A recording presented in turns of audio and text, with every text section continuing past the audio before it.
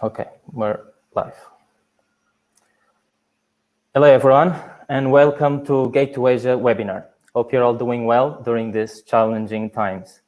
My name is Alex Pestana, and I'm the Head of Business Development Asia Pacific at Ecommpay, and I will be the moderator for today's webinar. Today, we will be discussing the current opportunities and challenges in the Asian market, where you'll find out more about the impact of COVID-19 in the region, the overview of the main markets, which payment solutions are preferred by local users, and what is the best approach when targeting Asia. Today, I will be joined by the following speakers. We will have Audrey Ottevanger, Head of Asia Pacific at Ecommpay. Audrey is a key talent in digital payments, helping e-commerce business develop and expand into Asia. And next, we have Kelvin Fua, Global Head of Payment Networks at PPRO. Kelvin has implemented partnerships with PSPs to acquire and integrate new merchant businesses. He is also responsible for leading PPRO's entry into key markets across the globe. Next, we have Anton Mezentsev, Global Business Development Manager at Softline eCommerce. Anton has an extensive background in banking and payment industries, overseeing emerging markets and global partnership development at Softline. We really would like to hear from you, so please share your questions and comments in the chat, and we'll get back to you at the end of each presentation. Okay. So Audrey will start by exploring the topic of expanding to Asia, when it's the right time and when it's the right strategy. Audrey, over to you. Thank you, Alex. Firstly, good afternoon, everyone in Asia, and good morning for those of us who are in Europe and Russia. So my name is Audrey Ottevanger. I'm going to be sharing about expanding to Asia, when is the right time, and what is actually the right strategy. Let me start by first, I'm afraid I can't control my slides. Somehow I can't click it to the next one. I will, yes, okay. So let me start with talking about Ecommpay first. Now we are a payment solutions provider, and we are a credit card acquirer, plus also we provide local payment methods globally. We have about 600 team members, and 6 offices worldwide, of which the 600, about half of our team members are dedicated to IT development because we have a very strong payments platform. So today I'm going to be speaking about, Alex, if you don't mind, if you can help me because I can't move to the next page. Yes, thank you. So today I'll be covering the diversity of the APAC region, where I will speak about opportunities and challenges that lie. I will also talk about the strategy about growing global, which is a global strategy with a local execution. I will focus on China and Southeast Asia countries, whereas Kelvin from PPRO will speak about India and Japan. So what is this APAC opportunity? So let's start there. Going to the next slide. Now this APAC opportunity, how big is it? It consists of 48 countries with 4.5 billion people, and we have a double-digit e-commerce growth. The speed of growth, we define it as 2 speeds, fast and faster, right? There is no slowing down here in Asia. We have a huge emerging middle class here, and we are a mobile-first region, where mobile phones access is much more than laptops here. We have ecosystem challenges, obviously, but it's being resolved. And that's by the businesses of startups as well as big international firms coming in, and especially in countries like Indonesia and Philippines. Now, digital payments is growing even more, especially now with the pandemic, where governments are encouraging the use of digital payments and less handling of cash. So no 2 countries in Asia are entirely the same. The region must be treated not as a whole, but in buckets, as there are similarities, but there is no one size that fits all in Asia. So let's go on. I'd like to talk about like the main categories that we have here in Asia and what contributes to the growth. So before COVID, the categories that were exponentially growing were retail, travel, online media, and ride hailing. Currently, groceries, food deliveries, online media, streaming, e-gaming, along with edutech, insurtech, and medtech is what's growing here, right? And if we go to the next slide, I'd like to share with you this chart that I have here, which I find quite interesting. It shows with the main retail categories, which are the winners, which have massive growth, and losers, which have deficit growth. So winners, I mean, we can skip disposable gloves because we all know that there's a huge growth in that. But what I find interesting is bread machines. Of course, during the lockdown, everyone's experimenting making cakes or making bread at home. What I'd like to know is what's going to happen with the bread machine after. And of course, we have the toilet paper phenomenon as well. Now, the biggest losers, which are deficit in growth, which are the categories that surround travel. So that's luggage, cameras, swimwear. The e-commerce demographics have also expanded, where the older generation were forced to go online to buy essentials when we were in lockdown, which has now opened up a new age group for e-commerce now. So what online businesses will thrive in the new year?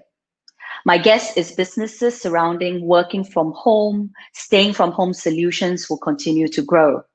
This is as businesses navigate how to get all the staff working from home or part-time working in the office, and kind of find solutions about how we're going to be able to come to a new norm.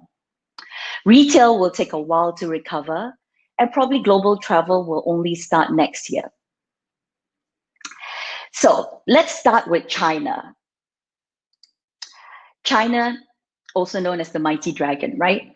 So it's the world's largest e-commerce market where foreign businesses want a piece of the Chinese buyer.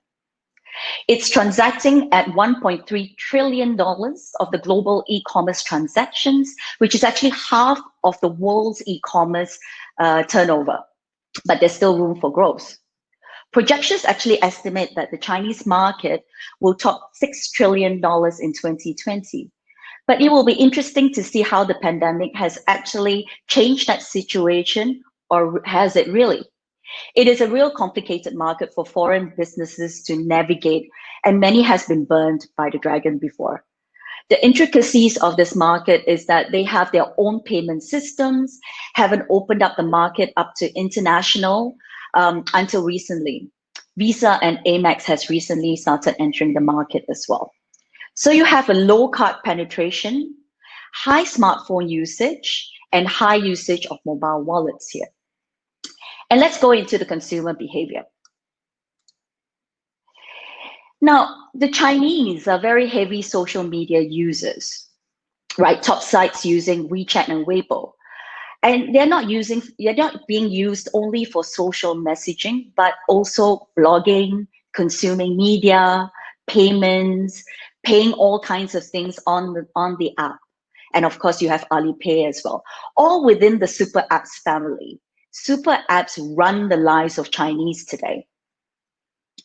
There's also a new generation that needs attention, Fu Dai, which is the rich second generation, and it is the luxury consumer of the future. They are the children of the nouveau rich Chinese, right? Lap up trends, show off their wealth, loves to have their ego flattered. Now they have very high disposable income. So if you are in luxury goods, this is the generation you need to target. Now the Chinese demand for superior user experience with a very easy one-click checkout on mobile. And that's because the super apps have set the benchmark so high where you do not have any roadblocks for checking out, right? So any apps that come out or want to target the Chinese buyer have to reach that same benchmark as well. The Chinese like busy looking websites, which flashing lights, pop-ups, which will never work in the West. but also the color red is very auspicious, right? Which is often used when money is concerned. Now, this may sound a little bit silly, but in China, especially with all the superstitions, foreign businesses need to be extra culturally sensitive. The Chinese consumer actively leaves reviews on products and services and is very ready to complain when services are bad or they feel that they've been cheated. Now, be aware of this and monitor it closely, or before you know it, it might spiral out of hand. Now, let's move on to payments. Next slide. Right. Now, as a nation of smartphone lovers, China has quickly adopted digital payments or digital wallets, which are now used to pay majority of e-commerce transactions. So the major digital wallet brand includes market leaders like Alipay, WeChat Pay, and others as well. Cards are the second most popular payment option, which are local cards of China UnionPay. International card providers and payment processors face significant challenges where they must apply for a license to operate in China, and the right that has only opened up to international players in 2018. Now, activity that could arouse suspicion of fraud or identity of theft in other countries are part of the local culture in China. So, for example, there is a tradition of hongbao, which is monetary gifts given in red envelopes, usually during events, which now is digitalized, with digital wallets allowing the use of transfer of multiple hongbaos to recipients at once.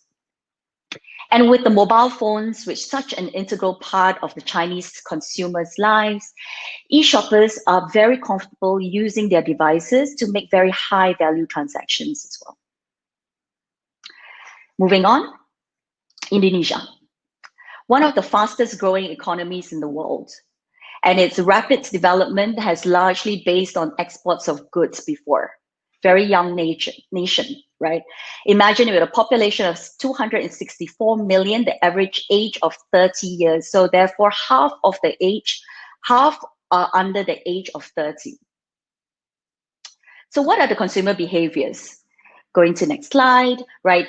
There are about 40 million digitally connected urban users. 70% are engaged in social media, yet 7% shop online. That's a huge difference there. This opens up an opportunity, though, for retailers to stimulate the e-commerce by addressing concerns of Indonesians having the concern of security of paying online. Now, Indonesia is urbanizing quickly, and while the top 10 cities contribute 55% of GDP, there are the 5 smaller cities emerging as hidden gems as well. Businesses need to take note of the growth of other cities and not just the major cities, right? To recognize that which are the cities that have the similar consumption patterns and characteristics.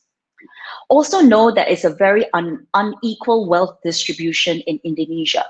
There are 4 tiers. Top tier, 1% of Indonesian owns 49% of the total wealth of the nation, while the poorest 40% own a meager 1.4%.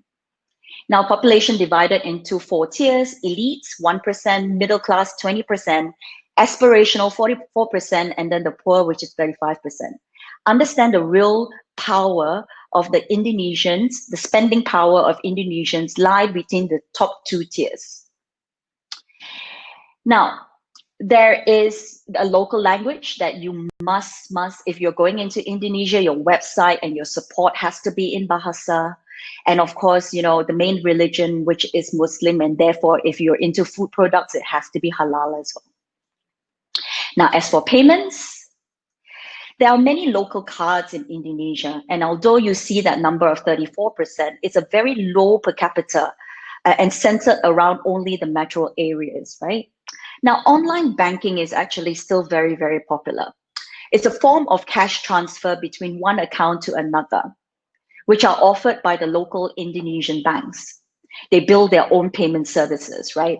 And in order to make an online purchases, shoppers need to first register, then you're issued a physical security token that needs to be authenticated. Digital wallets are currently the third most used payment method here. Digital wallets are rapidly increasing in popularity, aided obviously with the rising of smartphone penetration as well. And it is used for one of all five e-commerce transactions. There's ATM payments. So if you don't know what ATM payments is, it's actually an ATM transfer. It's a cash transfer, obviously, from one account to another. But with this method, the customer starts their transaction online, whether you're buying a service or a product, you get a voucher code or reference code. You go to an ATM machine to actually pay in the ATM machine by inserting cash or through card. And then you have convenience store payments. And it's also starting your transaction online, but then you go to a store, which is like a 7-Eleven, a convenience store, to take that reference number and you pay over the counter as well.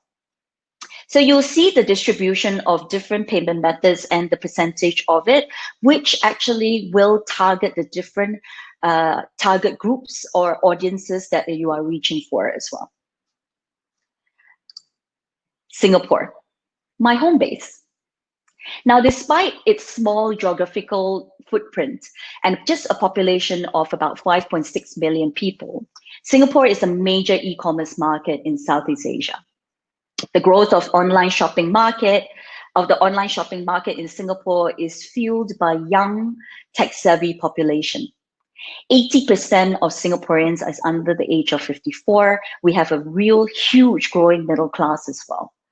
The country is one of the wealthiest nations in the world, with the 7th highest GDP per capita globally. It's a very matured market with English as the main language and offers an extremely business-friendly environment.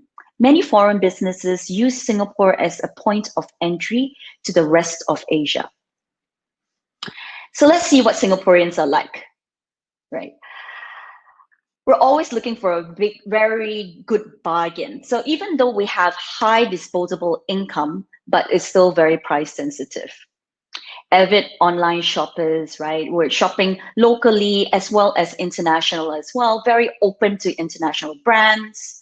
There's actually no need for localization. And this means that English is spoken. So therefore websites do not have to localize that way. Also, very high rates of social media, especially Facebook and Instagram as well.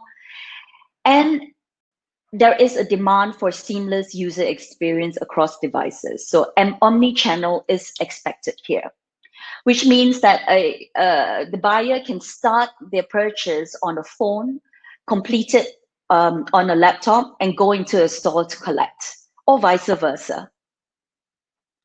And the payments that we have in Singapore is cards. Cards are the most used method for e-commerce payments, accounting for about 68% of all transactions. When shopping online, credit cards trumps debit cards as well. And Visa is the most popular card brand here. This is probably due to the attractive rewards that are linked to credit cards given by issuers. Remember, I started by saying Singaporeans love a good bargain. So issuers of credit cards give discounts, rebates, points, gifts, etc. Therefore, Singaporeans all have credit cards. Not all, but a very wide majority of Singaporeans do have that. So all new e-commerce credit card payments that are processed through local bank accounts here in Singapore should be 3DS enabled, where shoppers will receive a one-time password on their phones, which they need to use for authorizing the transaction on either the web browser or their smartphone. Digital wallets are also growing rapidly. They are already the second most popular payment method in Singapore, accounting for about 14% of all e-commerce transactions. We've got major international brands like PayPal, Alipay, and regional brands like GrabPay as well. USD is generally accepted for international online payments, as SGD is very strong and consumers are very international here. Thailand. Now, Thailand has tremendous growth opportunities and its digital infrastructure is continuing to improve. young and tech-savvy population, and a growing middle class demands for products and services locally as well as internationally. Currently, e-commerce transactions are very small part of what the overall retail numbers are. However, it is growing and with an estimate of 35% annually. Now, the Thais consumer behavior, they rely very heavily on social media to purchase. Facebook Live, Insta Stories is how they look into product demonstrations, right? They spend many hours in the day accessing the internet via mobile than any other country in the world. Customer service is very important, support or via phone or chat, and all these has to be localized in time. And there is a huge increase in spend of luxury items as well. It's going to be very interesting to watch the explosion of digital growth in Thailand in the next few years. And what do Thais pay with? So when you see this chart here, the next page, when you see the chart here, where cards here are again the locally issued cards, but online banking transfers and cash-based methods are actually predominant.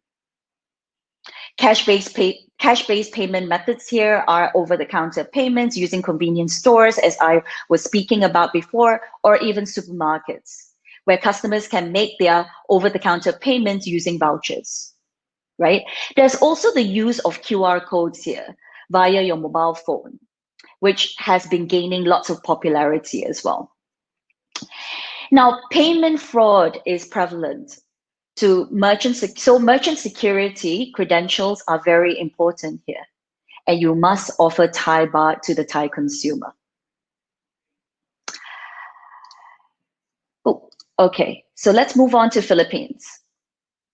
Now, Philippines is one of the most mobile countries, right? And arguably the most underestimated as well. E-commerce market in Southeast Asia. The internet penetration is under 50%. Majority of the population is still underbanked or even unbanked. And with 7,000 plus islands, logistics is still a challenge, but improving here. What does the Filipino consumer look like? Very comfortable with English, mobile natives. And what is interesting about Filipinos is that they prefer personalization over privacy. This means that Filipino centennials want to be in control of their data and want to get the most of sharing it.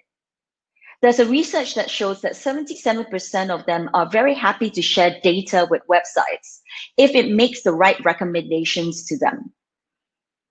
So they're all about social media. Product demonstration is part of their user experience, very, very important for them as part as their purchase behavior as well. So if you are reaching Filipinos, always make sure you have the demonstration of your products and services on how to use it. Moving on to payment methods. Cash type payments is #1 for Filipinos. Right, so but cash type payments here, it actually is bucketed into actual cash, e-wallets, over-the-counter payments. Let's talk a bit about e-wallets here. GCash, Smart Money, two of the most popular digital wallet services that are used by shoppers for online purchases. GCash is a reloadable prepaid card co-branded with MasterCard that enables shoppers to pay by text messages or on their mobile or desktop, much in the same way as you would as a credit card. Over-the-counter payments, this is a cash transfer, as I mentioned before, where you start your payment online and you go either to a convenience store or supermarket or even a bank to complete the payments. Now remember, Filipinos have a lower average spending compared to the rest of Asia. It's only about $29 US. Vietnam. Now, Vietnam has risen from poor to now middle income country in just 5 years. They have very cheap labor. They started off anyway with cheap labor, an educated workforce, and a business-friendly environment.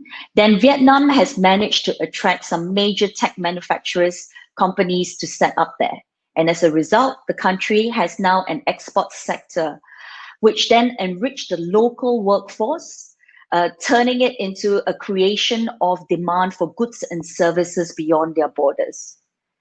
It has one of the youngest average population of 30 years old, which has the highest predicted growth rates in Southeast Asia. Now, the Vietnamese behavior, right, is that, again, they're mobile natives, right? The Vietnamese is a must, right, when you are targeting the Vietnamese buyer here. The government still monitors all online content and suppresses any content that seems subversive. Consumers, though, are craving connectivity, information, entertainment, anything that is smart. All things that give pleasure for work, rest, play are key items of purchase here. The smartphone, laptop, motorbike, right? Smart items, devices. Vietnamese love it. Esports have made an explosion in Vietnam. The Vietnamese government decided to consider e-sport as a form of sport, which means that this has encouraged to develop and grow e-sport like any other sport in Vietnam. Now, online gaming has become such a huge part of socializing and entertainment in Vietnam, and therefore making it the biggest market for e-sport in Asia.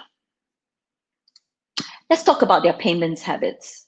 Digital wallets are set to be the fastest growing e-commerce payment methods, expanding about 28% per year to become the second most used methods after cards. And cards here again, we're talking about local issued cards. Popular wallets are like Momo and Ngan Long in the market. Cash on delivery is still a significant part of the Vietnamese online shopping. However, the government is trying to grow that or move away from cash as well.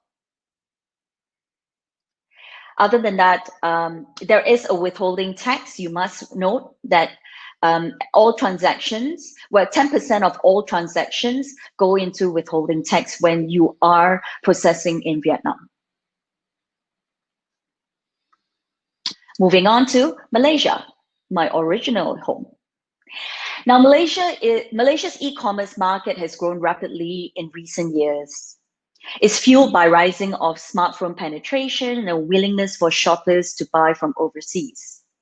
Merchants new to this country can take advantage of growing regulatory and physical infrastructure designed to ease e-commerce in this very exciting market.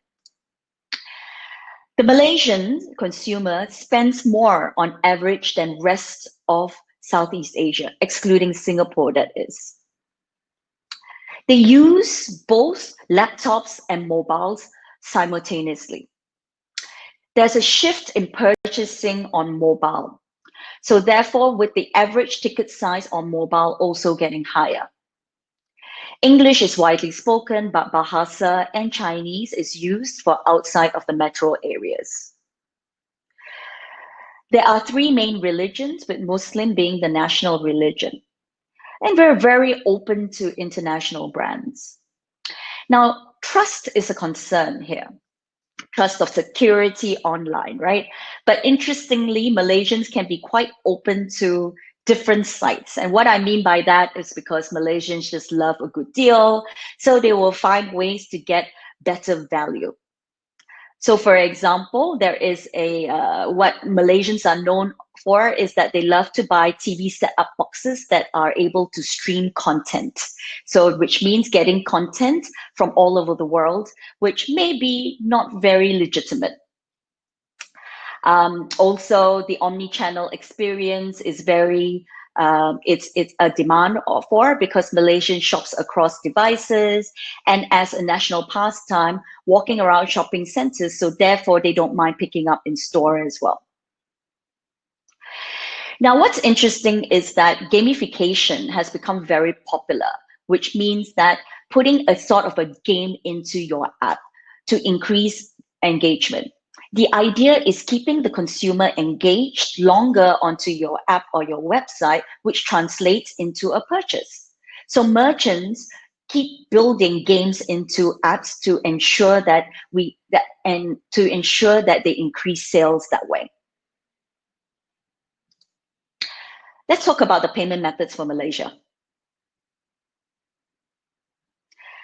Bank transfers, so forgive this, there is just an error in this chart, but bank transfers are the most used e-commerce payment method at about 46% here. Now, the use of this method is also forecasted to grow. Now, of course, there's cards as well being used, but there are debit cards that are actually quite prevalent when you look at the chart for cards. And it's not because it's unbanked the population, but rather not wanting to take on debt. There is also the payment network Malaysia launched, which is Malaysia's first real-time retail payment platform, FPX, which is expected to boost electronic payments by modernizing the payments infrastructure. So that's for instant credit transfer via mobile phone, to both the citizens and businesses as well. Digital wallets are growing, both regional and international players investing into the market. Malaysia is the home of Grab. Now note that MYR, or the ringgit, is a controlled currency and cannot be settled outside the country. But the good news is that processing cross-border payments through an international acquirer doesn't trigger the international issuing fee for the buyer. Domestic interchange is controlled and 3DS is mandatory here. Now, let's talk about the solutions, or the fact that there is actually no one-size-fits-all for Asia. So some solutions to take note of when you're trying to expand is, number one, prioritize the size of market. The more established a market is within the particular industry, the greater the competition is entrenched in that target segment. You have to weigh out the pros and cons of heading into a very crowded market, or you may want to carve out a foothold and lay foundations in a more undeveloped vertical within that market. To start with, companies can't go after everything at once, which means do not go out after Asia all at once, right? Select 1 to 3 markets. Grouping a related set of markets often helps with the execution as well. So you can such as grouping Chinese or Bahasa speaking markets or several Southeast Asian countries, characteristics which are similar together.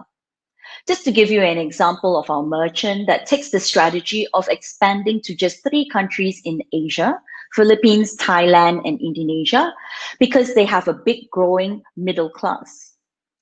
And that which has a disposable income willing to spend on their product. Target audience are located in metro and suburban cities. And they're not looking at the giant markets like China or Hong Kong just yet because of the competition that they have to face going into these big markets. Secondly, the cultural sensitivities. Different countries across Asia have different cultures and practices when it comes to doing businesses. You need to adopt the way of doing things in the local market. The practices accepted in the West and other parts of the world may not be well received in the countries in Asia. While at the same time, organizations need to be mindful of cultural sensitivities in the way they communicate to your partners, clients, customers, governments, right?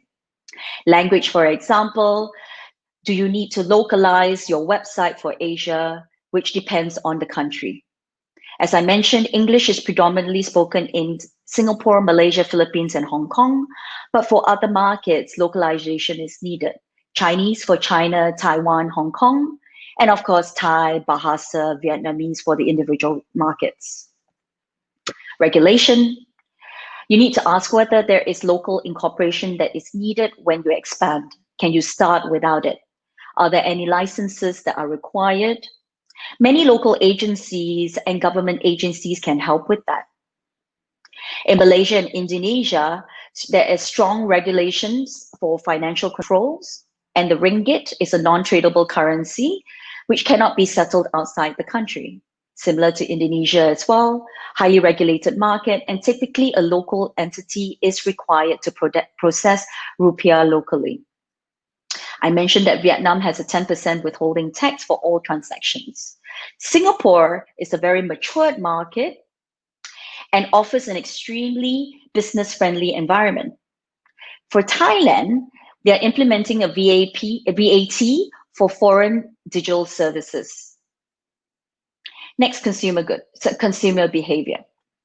Consumers in Asia Pacific are one of the most integrated shoppers as well, mostly likely to be using a variety of channels when they're purchasing. So they start browsing on the mobile phone, checking out on the laptop, picking up at store, right? And I mentioned this for Malaysia and Singapore, very fond of cross-channel shopping.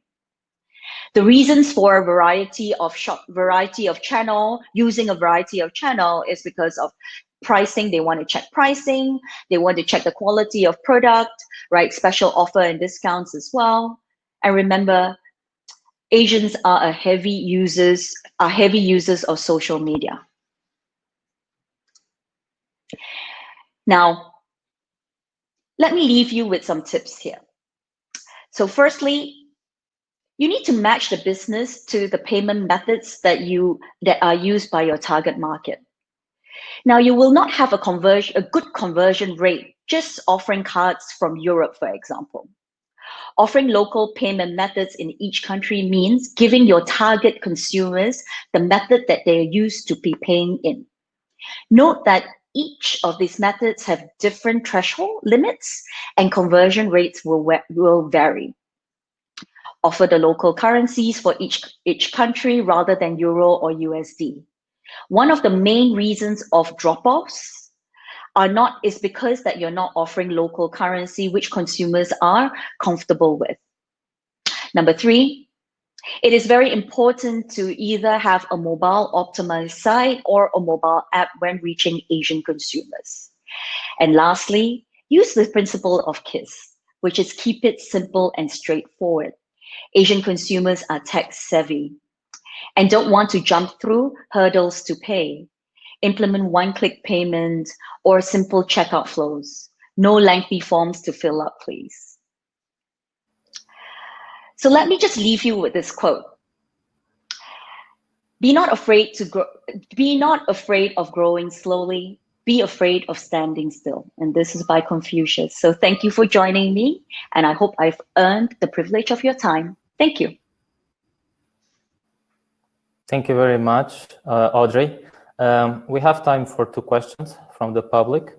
The first one will be, will cash still be as important in developing countries after 2020? And the second one is about, what about solutions that are important to SaaS business, such as recurring payments? Can you point out some per market, please? Okay, I'll answer the first question, and then I may need you to repeat the second question. So the first question about cash, how important will it be in developing countries after 2020, right? Now, even before 2020, governments were already, especially these developing countries, were starting to make a push to digital payments. And even more so during the current pandemic situation, right? There was the urgency to push handling of less of cash and more of digital payments.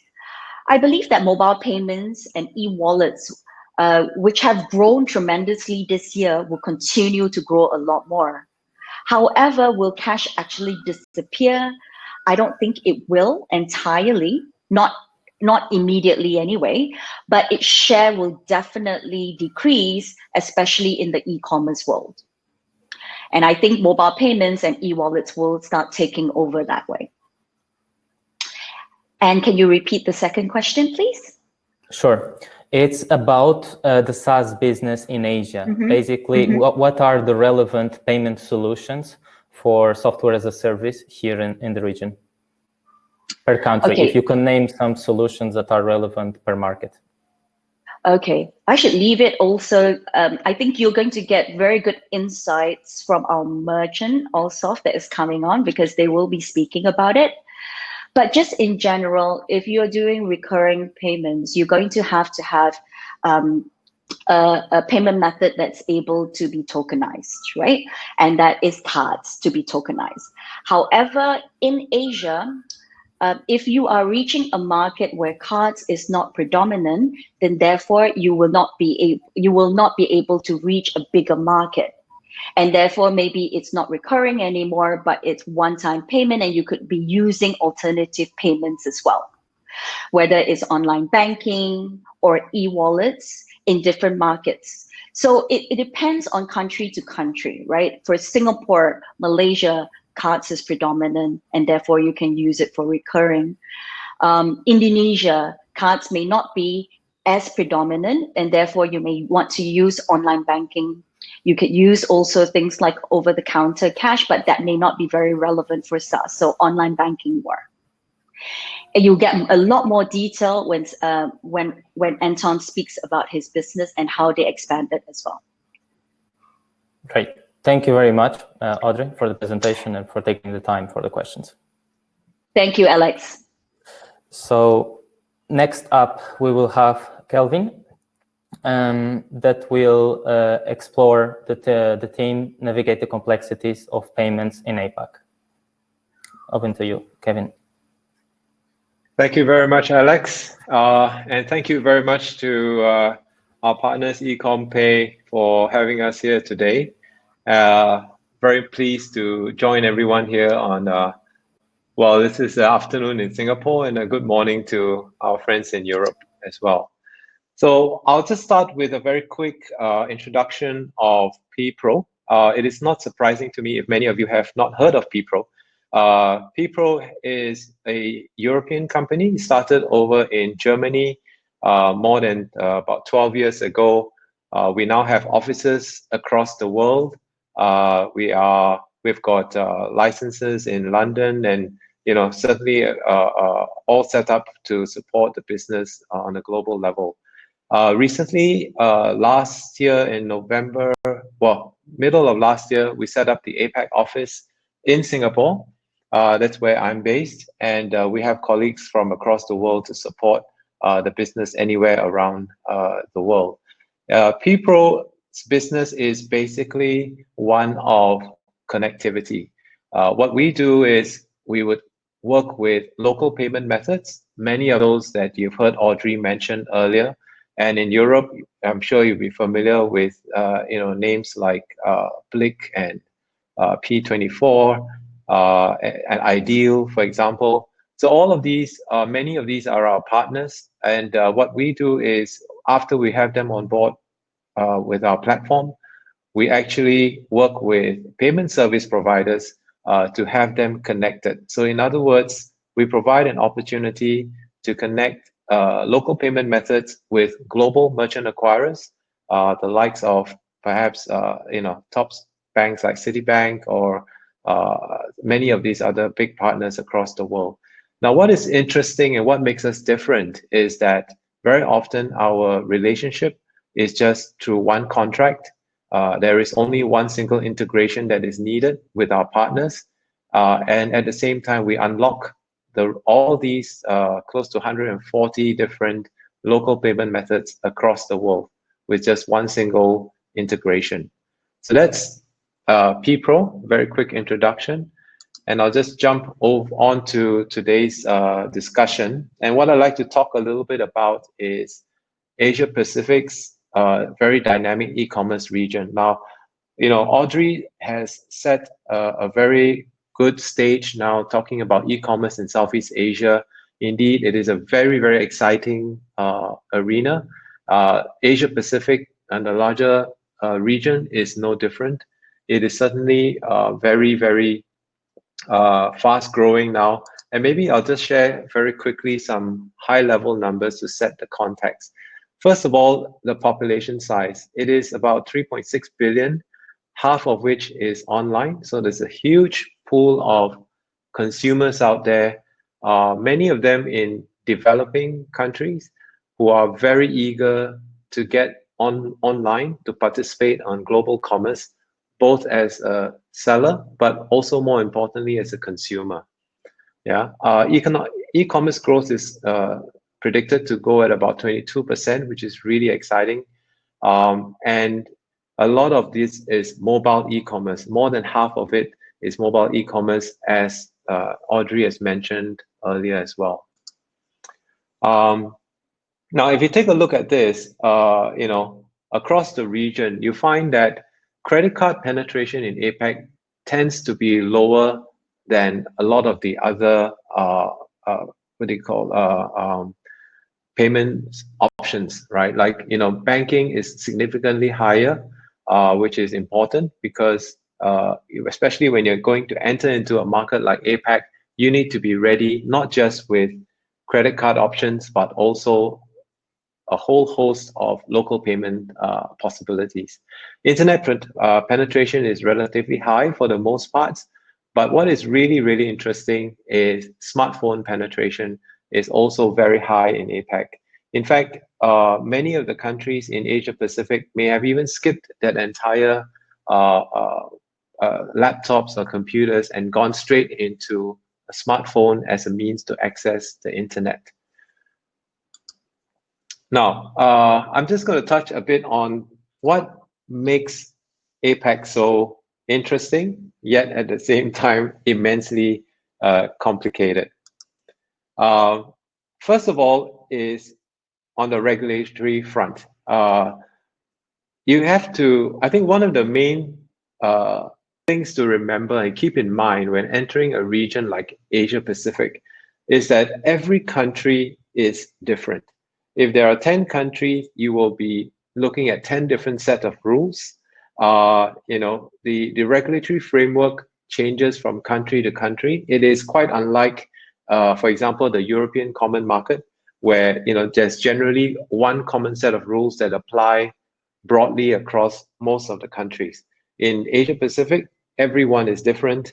What is consistent though is that, and what is exciting for us in the e-commerce space is that all governments want to further this agenda. They want to encourage e-commerce. They want their citizens to be part of this whole growing trend.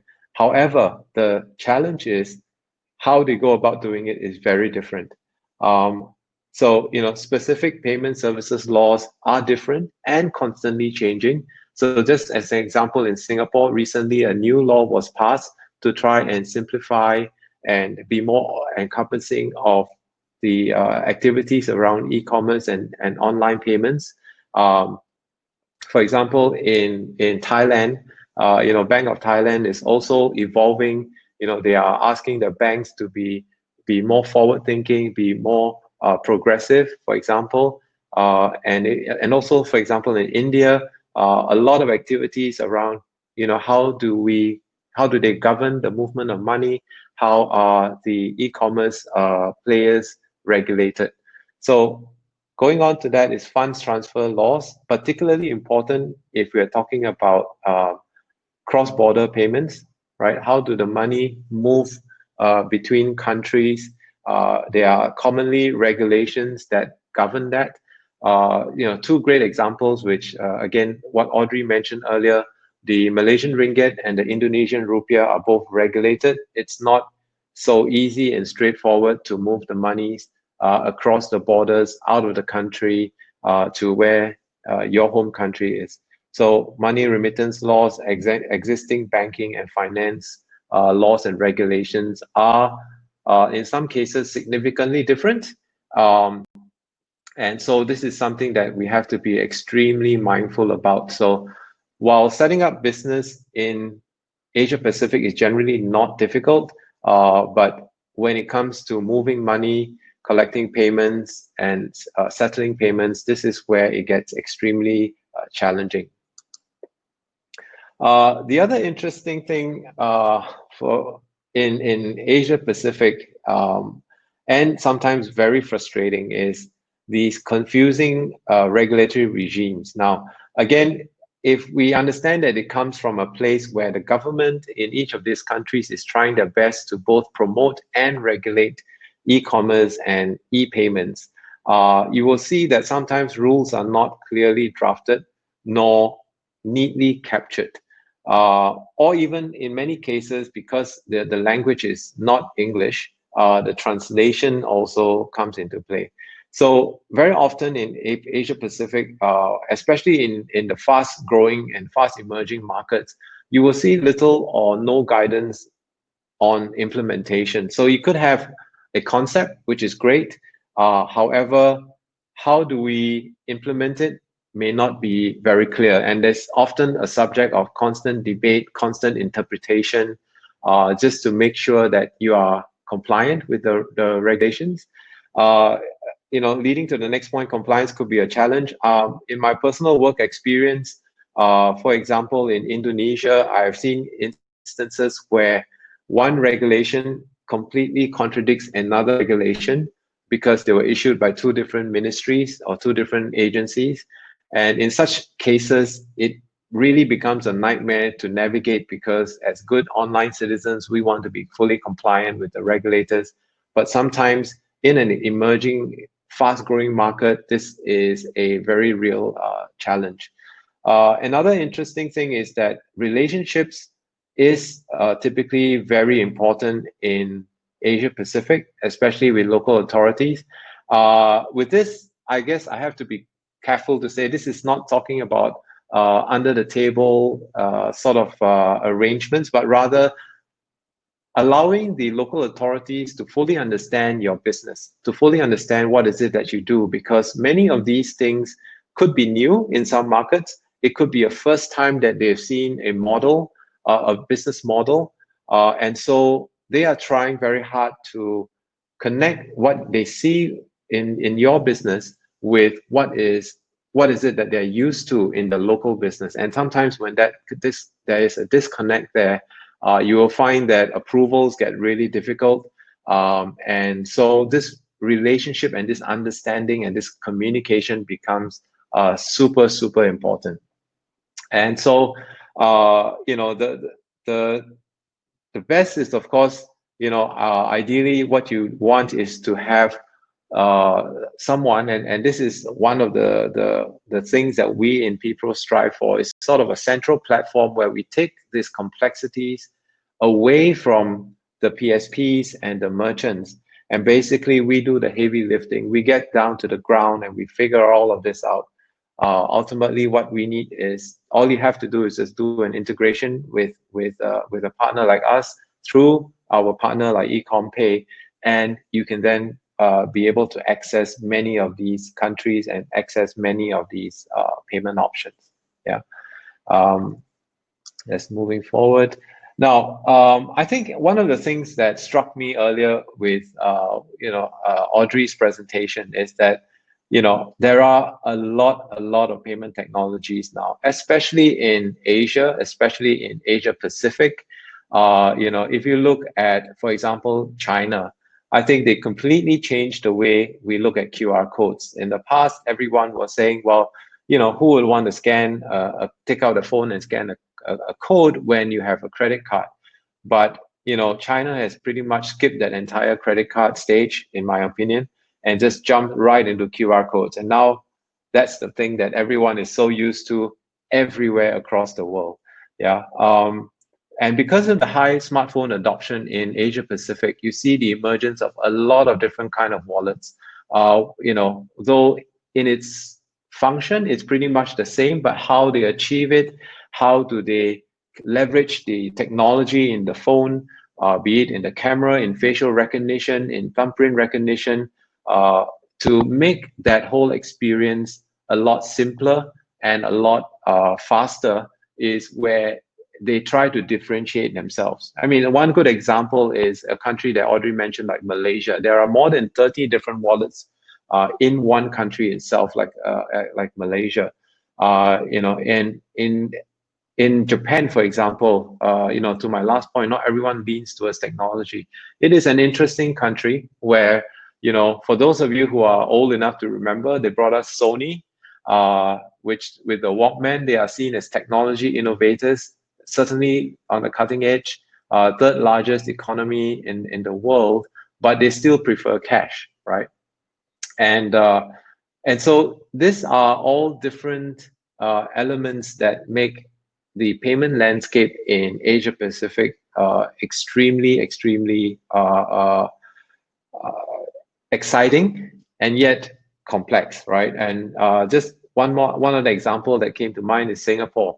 You know, in the couple of years ago, we were still driving online adoption, e-payments, and now because of both the pandemic situation with the government push towards e-payments, you know, even street side stalls now, you can actually make payments with a QR code and with your phone app, right? So certainly rapid evolution, very rapid changes within Asia Pacific.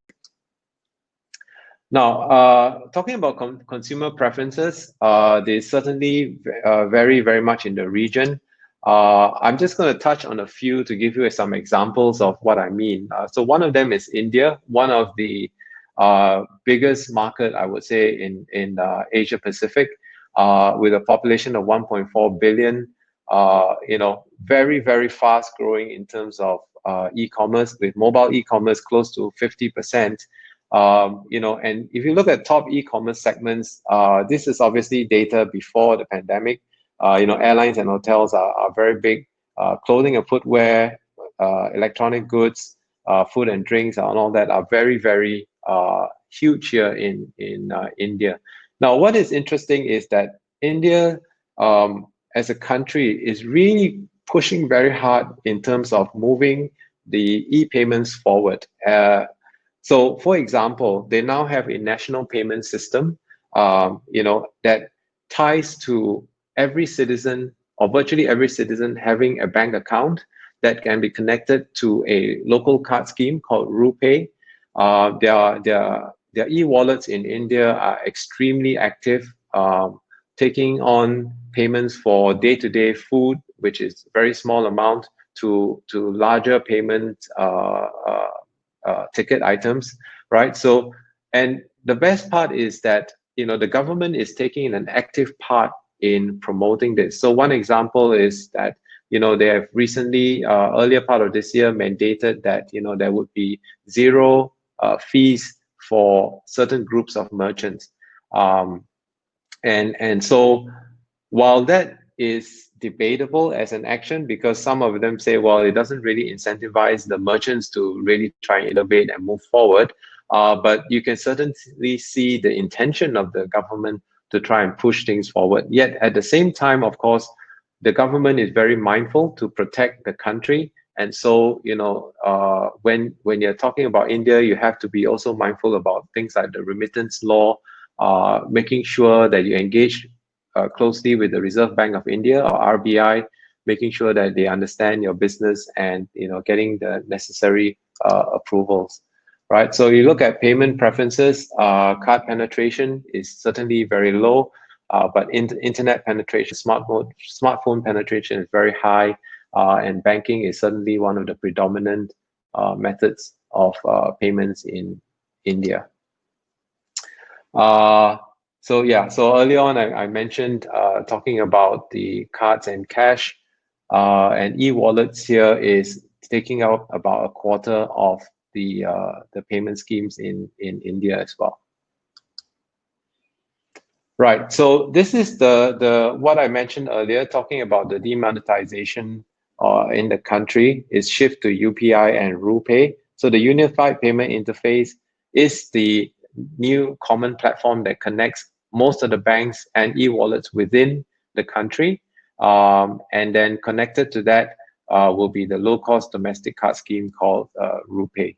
Now, because these are nationally linked organizations as well as payment schemes, you know, getting them connected to your business will be something of an effort. And so this is something that you need to be very mindful of when getting into India.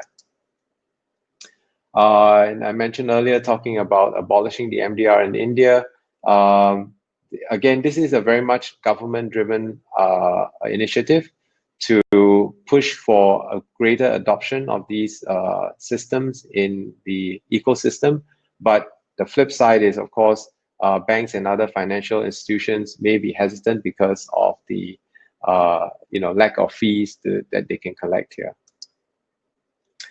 Now, the other country that is interesting as well to talk about is Japan. As I mentioned earlier, Japan is third largest economy in the world. They have got about 126 million people. A lot of them are online. The bulk of their population is online. Mobile e-commerce is more than half of the population. But they have very similar e-commerce verticals in the sense of airlines, food and drinks, electrical goods, clothing and footwear, which is great. But I think post pandemic, I think we really need to kind of see what is going to be the situation moving forward. Now, what is interesting is that the cross-border e-commerce today stands at only about 10% of total e-commerce, or about $16 billion. And this has always been a fascinating question for me. And so when I speak with many of the partners that we have in Japan and also the merchants there, I think one common thread that comes back is that in Japan, language localization is extremely important. And you need to be able to communicate and support your business for the Japanese consumer in Japanese. So some of our partners even require any other partners outside of Japan to have, for example, a Japanese support hotline, or the pages have to be localized in Japanese, because that is very important for their consumers, and they want to make sure that consumer experience continues. In terms of payment preferences, you can see that banks and credit card penetration is pretty high within Japan.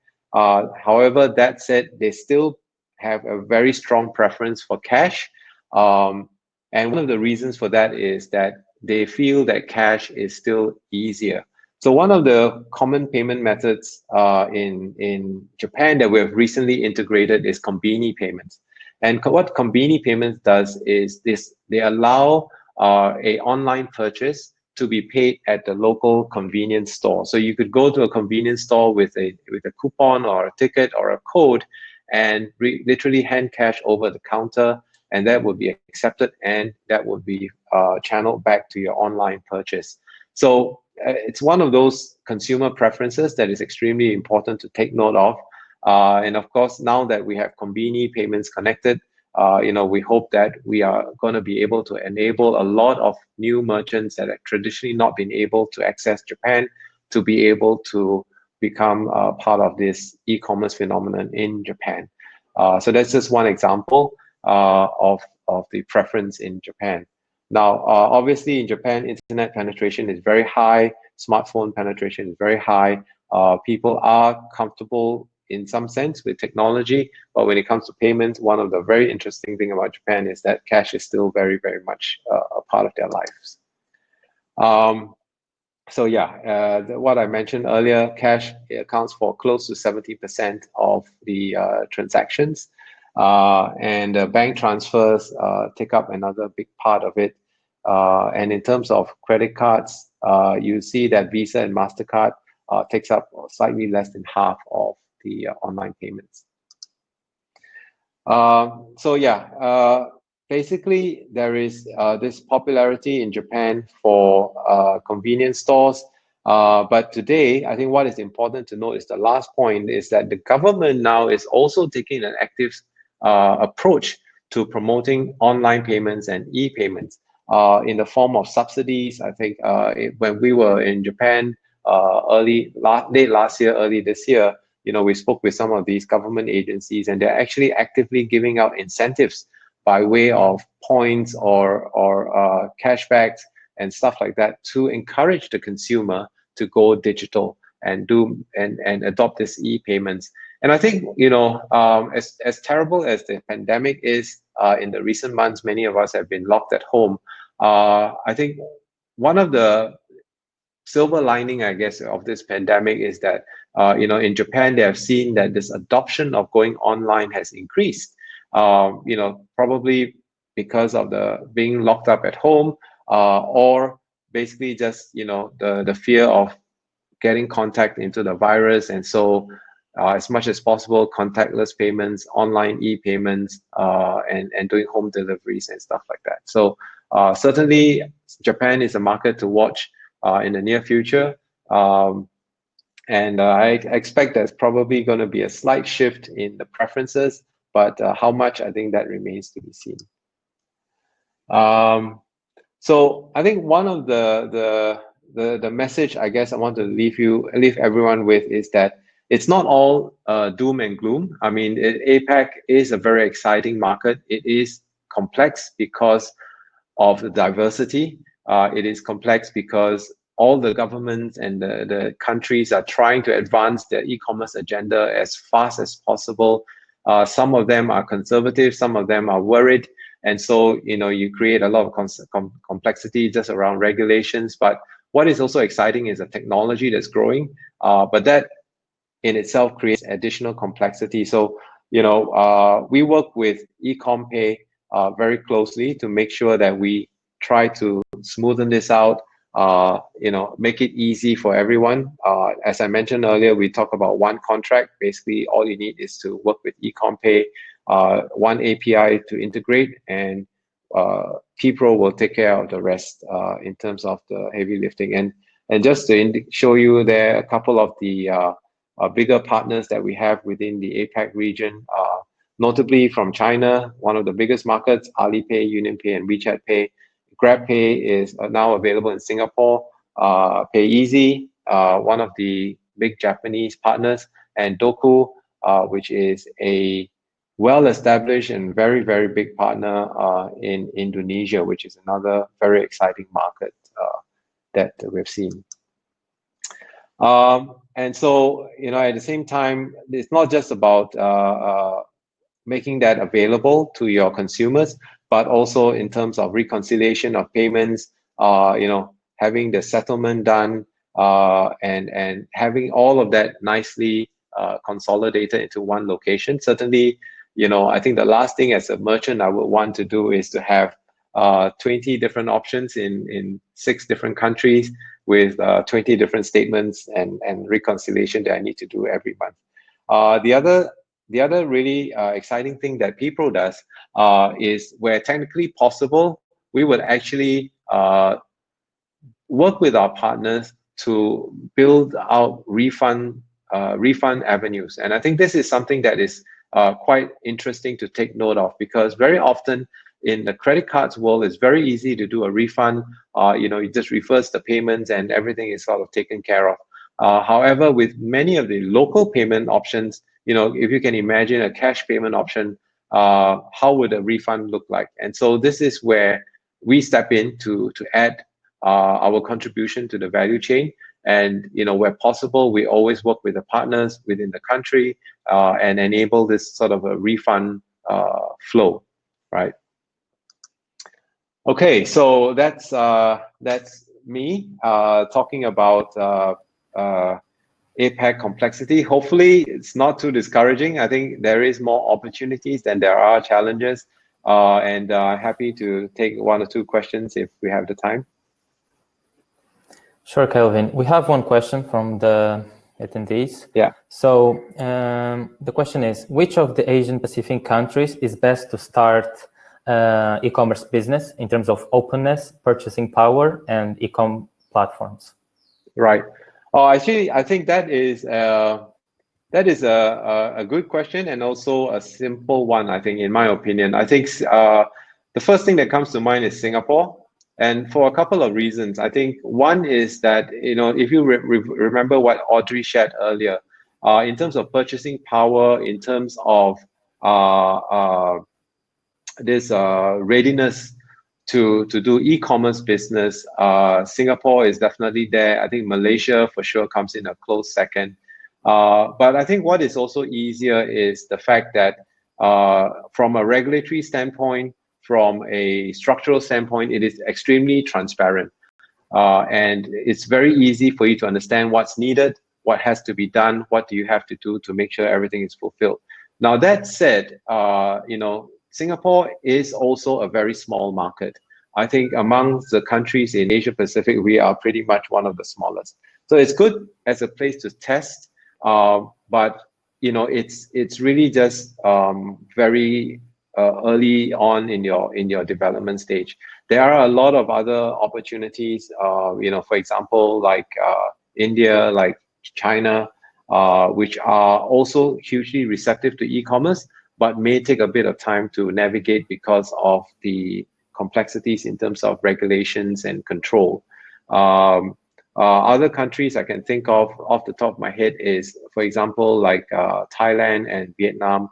Both are really rapidly growing, but the challenge there would be around language. You need to make sure that you are comfortable in localizing it for Thais and for Vietnamese, for example. But certainly what I've seen in my work is that these countries are very, very hungry for e-commerce. They are ready to go, but you have to be able to meet them halfway with language translations particularly, and also, of course, local payment options. Great. Thank you very much for your insights, Kelvin. Great. Thank you very much. Thank you. All right. Thanks.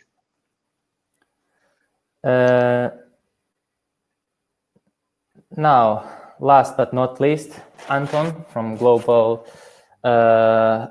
Softline will share some tips on how to solve the Asian puzzle.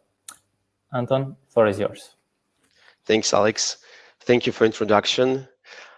First of all, I'm very happy to welcome everyone at this nice event organized by Ecommpay, where we can share all our thoughts and experience on Asian market.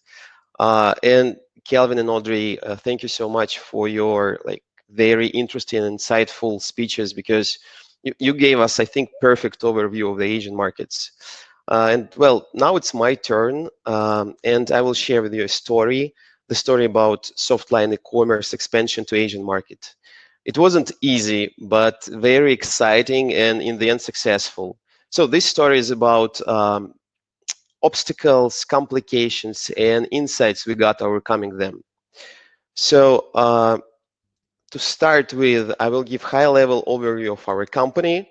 Softline has been operating in foreign markets for 25 years and has a range of IT businesses, from B2B solutions to cloud services. And 4 years ago, our company began actively developing an e-commerce branch of business, expanding abroad. So it is the e-commerce platform, which is called Softline e-commerce. Generally, Softline's global strategy aims to enter emerging markets, the markets with a tremendous growth potential. And of course, we couldn't simply overlook Asian e-commerce markets in our geographic expansion. Leading experts always estimated the potential of this market highly, despite certain obstacles for running international business there. Actually, we hesitated as we were unsure if we had to enter Asian market with our e-commerce platform or not. Lots of our clients, global companies who have already had experience of doing business in Asia, said that it was a rather complicated market. But at the same time, they were looking for a trustworthy global e-commerce partner in Asia. Our international competitors preferred to focus on traditional markets and didn't pay much attention to the Asian region. So that was the key point for us to go to Asian market. We decided that we had to be that solid international partner for our clients, and we were supposed to solve all the issues with online sales at that complicated and diverse market. So there came a moment when we decided to start doing business in Asia. Usually we like to say in our company that expansion into new market is always like a puzzle game. So the result is visible only in the end, when the last piece gets its place. And certainly we didn't know what special features and challenges we had to face before we completed the puzzle. However, we just realized that we had to dive into the totally unfamiliar, but at the same time very interesting world of Asian culture. So the game started.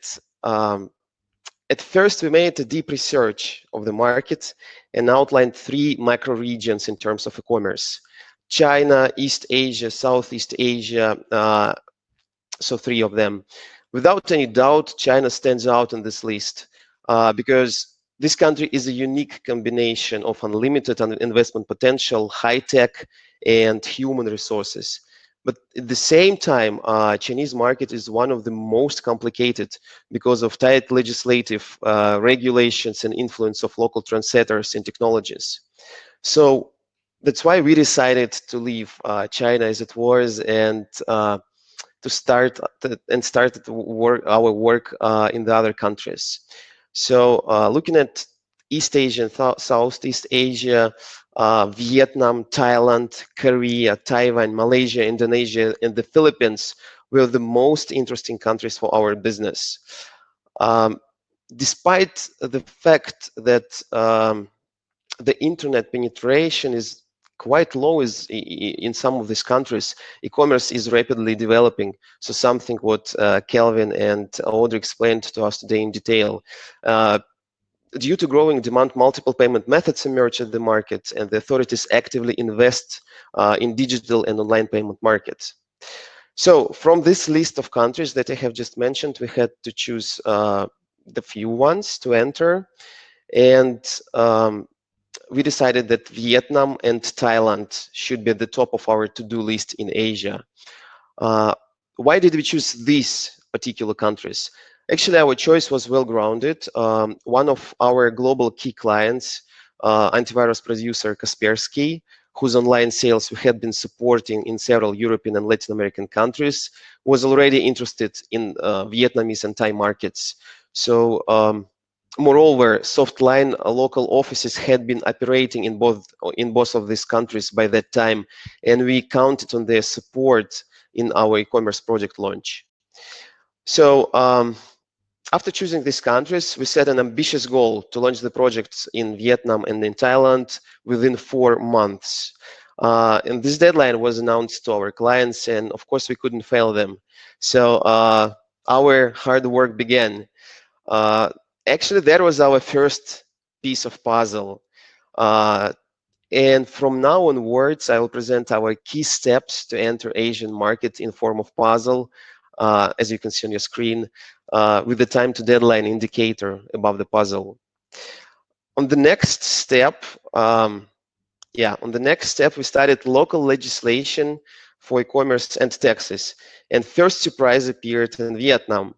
At that time, a new personal data protection law was about to take effect, and the personal data of local citizens was subject to store in Vietnam. And this regulation was directly related to our business, and we had to deal with it if we wanted to operate in this market. And we could solve this issue actually because help came in the form of our Softline's office. As a Vietnamese company, they could store data on their own servers, being fully compliant with the law's requirements. Thus, the compliance challenge was solved, but the next one related to taxes, we just had to accept, as it was impossible to solve it. The problem here is that the authorities of Vietnam and Thailand support tight protectionist policies, something what Audrey and Kelvin told to us today. So the authorities restrict the operating professional companies. Withholding taxes prevent withdrawal of funds abroad. So for example, in Vietnam, what was said today, the withholding tax is 10%, and in Thailand it's 15%. And as we worked with international clients and withdrew funds abroad, we had to take these restrictions for granted and just to inform our clients about them. Well, and the next piece was to research local payment markets. As we are an e-commerce platform, our business requires payment processing to end customers, and we have to clearly understand the payment preferences of local citizens. And we did the research. Analytics showed the multiple variety of local payment methods. Like I'll just today, Audrey and Kelvin also just told us about it in detail. I'll just give a couple of things. We found out that the penetration of international cards in Vietnam, for example, is not as high as in the other international markets. It's like lower than 40%. And instead of these QR payments and wire transfers are really popular. Yeah, so as soon as we completed the research, we had to proceed with another step. And so what we had to do, we had to find the local providers to integrate our platform with. And identification of such providers and negotiations with them were probably the most challenging tasks.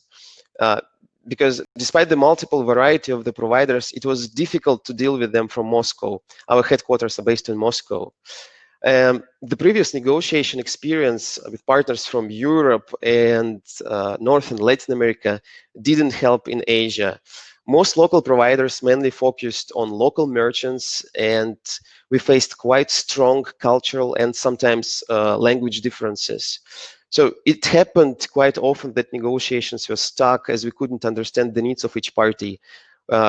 New meetings have been initiated and the business issues have been discussed once again. And of course, that slowed the process down. We lost a lot of time at this stage and risked to fail the deadlines. Actually, as we understood later, long negotiations are quite normal for most of Asian countries as the partners are not ready to make the decisions on the spot. The most important point here is that the negotiations are rather based on interpersonal relations. So if an Asian partner trusts you, then business moves on. And we realized that lack of trust was sticking point. So in order to elevate the level of trust between Asian partners and us and move on with this project, we took like a very important decision. We decided to come to Asia and talk with partners face to face. So we arranged meetings with several providers. We arranged these meetings in Asian Softline headquarters, which is based in Malaysia. So the purpose was to show Asian partners that our company is a part of local community, familiar with local business. So we arranged the meetings that took flight to Malaysia, and it proved to be a really right decision because we had several face-to-face meetings with the representatives of Asian providers, and these meetings turned out to be very successful. Finally, we could choose 2 providers out of 5 and set the deals. Moreover, there at the place, we got to understand the features of Asian markets, of Asian payment market and local mentality much better. So I believe that we could win the trust of our Asian partners. And the key to gain this trust was our sincere desire to understand cultural specifics and differences. So we are really eager to understand how it works in Asia. We just asked a lot of questions totally out of like payments topic. We just discussed like cuisine, local traditions, and so on and so on. And so that made I believe that it made our negotiations very successful. So that was fine. We could pass this stage, but after this stage, only 8 weeks were left to until the deadline, and we still had a very time-consuming part in front of us, which is the technical integration with these payment providers. And here another obstacle appeared. Local banks acquirers couldn't provide us with necessary technical support. So we had to look for alternative solutions as we were running out of time. And we found a solution. Actually, Ecommpay helped us. They became one of our technical partners in Asia and provided us with all required payments technical support in Vietnam and Thailand. So thanks to it, overall technical integration took around 1.5 months.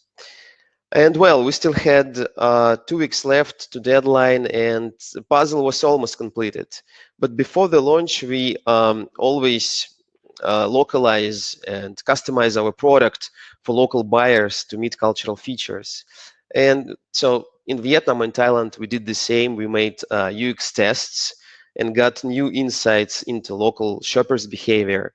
Like in Vietnam and Thailand, the like invoice forms are different from the ones in the other markets. like local online shoppers got used to 3DS and multiple redirections of payment pages, and so on. And we took into account all of these specifics and modified our solution accordingly. And so the most important thing that we could fit into 2 weeks time frame, and finally we successfully launched the project. So we met the deadlines and clients' expectations despite the complications related to cultural features, local restrictions, and tech issues. But the puzzle is not complete until you put the last piece in. And in our case, this last piece was post-purchase and customer engagement. Suddenly, there appeared a new peculiarity of the Asian market, which is specific customer behavior. In Vietnam, we started receiving tickets related to payment issues. Well, there was nothing new as we had an efficient native-speaking end customer support service. But what was surprising was the fact that many native-speaking many customers, they reached out not to our support team, but instead they called and sent their messages directly to the mobile phone of Softline Vietnam's general director. It means the consumers searched specifically for our local representation's contacts, and they ignored the support service. It was really surprising behavior from local shoppers, and which we never met before in any other countries. This still actually happens from time to time. So general director and ourselves have already got used to this proactive behavior of Vietnamese citizens.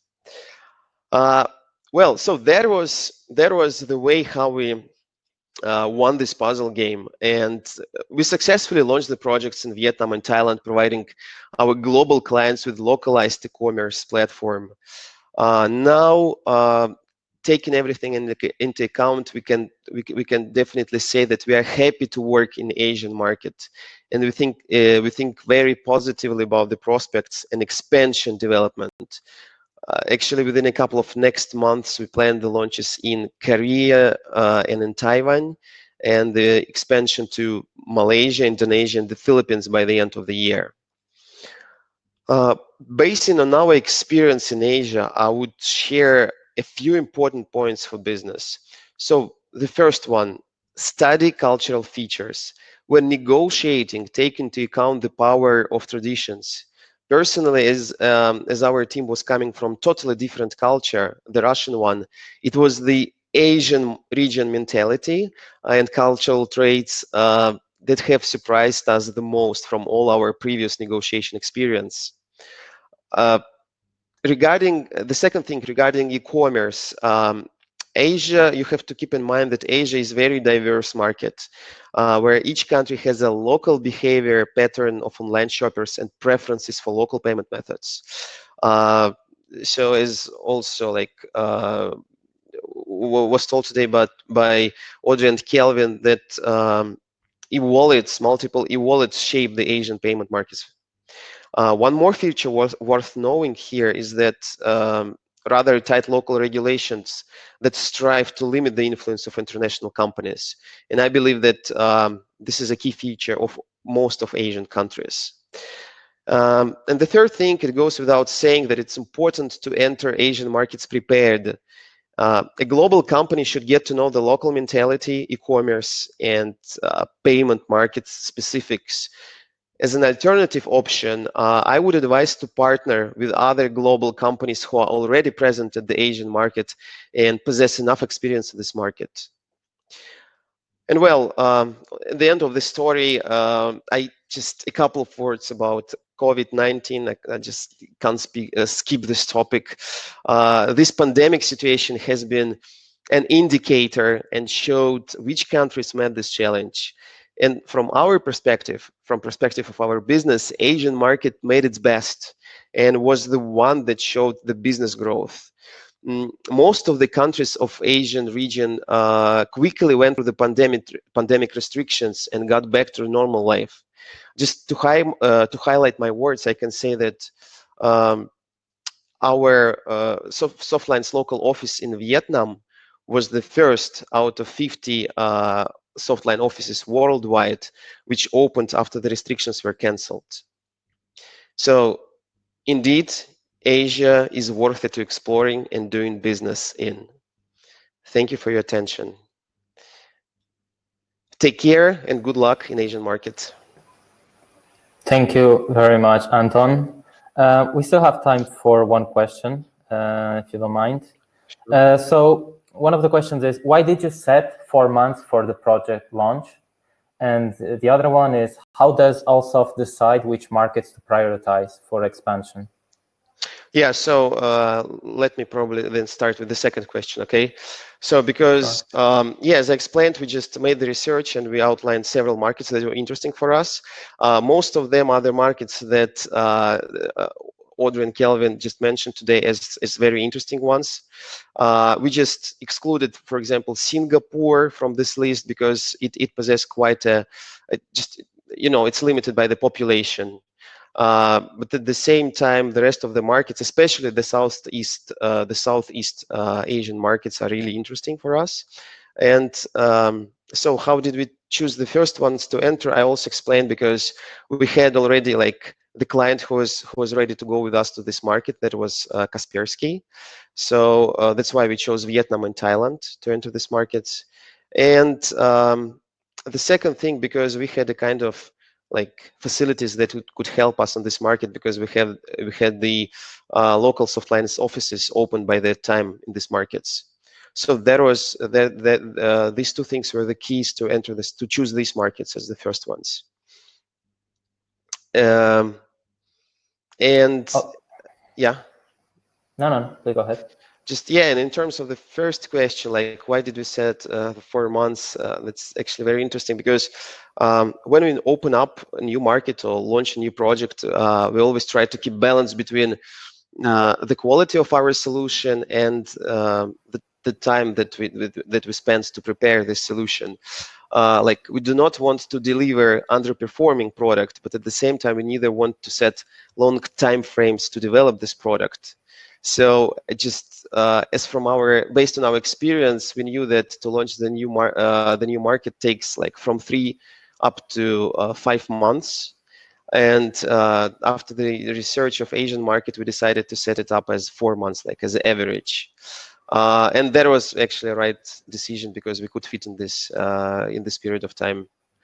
But, you know, as I already mentioned, with a lot of different complications that could just prolong that could, you know, prevent us getting into the deadline. But yeah, everything was finally successful. Yeah. Okay. And what about the Chinese market? Because you mentioned that you didn't consider it in the beginning. Are you still planning to target China in the short term, or what's your visibility on it? Yes, we are going to enter Chinese market. Yeah, right. Because as mentioned, we're just when we were just going to start our Asian expansion, we just looked at this market and decided to leave it for later, as it seemed to be really complicated. But now we think that now this time is coming up, and actually in our roadmap we target China for the next year. But I believe that we already possess enough experience to enter this market, but we have to be really careful because it's important to have in mind like the specific Chinese shoppers' behavior, because, for example, they do really prefer to buy digital goods and services from marketplaces. And indeed, local marketplaces play a vital role in Chinese e-commerce market, being at the same time like huge tech giants developing their own tech ecosystems, like Alibaba, for example. So indeed, when entering Chinese e-commerce market, we'll have to focus on right go-to-market strategy and maybe to modify our product accordingly to this market. Great. Thank you very much, Anton. Unfortunately, we run out of time for today. So thank you very much, everyone, for your time. We hope you have enjoyed the webinar and that now you're a bit better prepared to target the challenging Asian region. I'd like to announce that the recording of today's webinar plus the presentations will be shared later by email. In the meantime, if you have any questions or we're not able to reply to your queries, please feel free to reach out to me or to any of the speakers, and we will help you out. Thank you very much, and have a nice day, evening. Thank you. Thank you. Bye-bye. Thank you.